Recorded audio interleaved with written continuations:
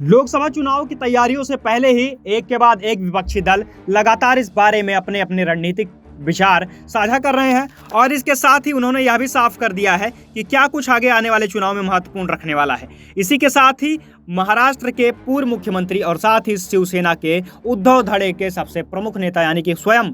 उद्धव ठाकरे ने अब एक चौंकाने वाला खुलासा किया है या यूं कहिए कि चौंकाने वाला बयान दिया है। दरअसल लॉ कमीशन के समान नागरिक संहिता यानी कि यूनिफॉर्म सिविल कोड को लेकर लोगों और विभिन्न धार्मिक संगठनों से विचार मांगे हैं। इसी बीच इसको लेकर महाराष्ट्र के पूर्व मुख्यमंत्री उद्धव ठाकरे ने भी एक बड़ा बयान दे दिया है और उन्होंने कहा है कि हम यूनिफॉर्म सिविल कोड का समर्थन करते हैं, लेकिन इससे सबको परेशानी होगी और सबसे परेशानी का मतलब हिंदू मुसलमान सारे के सारे संप्रदाय के लोग इसमें शामिल हैं, सभी धर्मों के लोग इसमें शामिल हैं।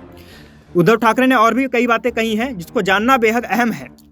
जाहिर तौर पर पिछले कई सालों से उद्धव सरकार लगातार भाजपा का विरोध करती आई है, परंतु इसके बाद भी कई ऐसे मौके भी देखे गए हैं जब हिंदुत्ववादी विचारधारा और इसके अलावा अन्य बातों पर शिवसेना केंद्र की बीजेपी सरकार से सहमत होती दिखाई पड़ी है। हालांकि इन दोनों के बीच की सबसे बड़ी हड्डी फिलहाल एकनाथ शिंदे की उद्धव गुट के विपक्ष में बनने वाली एकनाथ शिंदे गुट का शिवसेना है। फिलहाल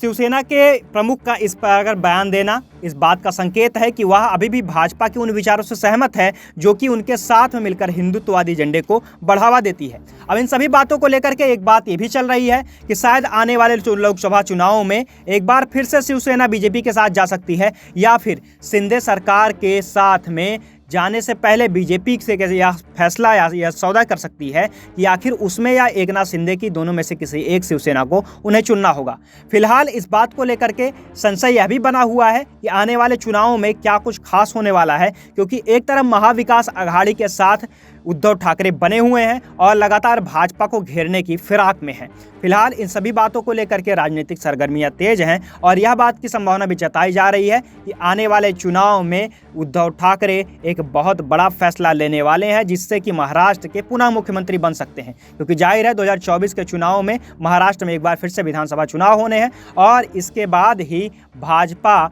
चुनाव में के साथ ही भाजपा तीसरी बार अपनी सरकार बना पाएगी या नहीं। इन सभी बातों का फैसला भी साथ में होगा कि आखिरकार महाराष्ट्र में कौन जीतता है, क्योंकि विधानसभा और लोकसभा दोनों के मामले में महाराष्ट्र में सीटें काफ़ी ज़्यादा हैं। इसलिए भाजपा को अगर महाराष्ट्र में भी अपनी पकड़ बनानी है तो जाहिर तौर पर किसी न किसी तरीके से चाहे वह अपने विधायकों गुट को मजबूत करे या फिर शिंदे की शिवसेना गुट को मजबूत करे या फिर साथ ही शिंदे और उद्धव गुट दोनों ही साथ में लेकर के चले। इन सभी के अलावा महाराष्ट्र की स्थितियां अभी भी काफ़ी संवेदनशील हैं। ऐसे में देखना यह होगा कि बीजेपी का आगे का क्या निर्णय होगा। फिलहाल के लिए इतना ही। देश और दुनिया की तमाम अन्य खबरों के लिए भी जुड़े रहिए हमारे साथ और देखते रहिए हमारे चैनल को।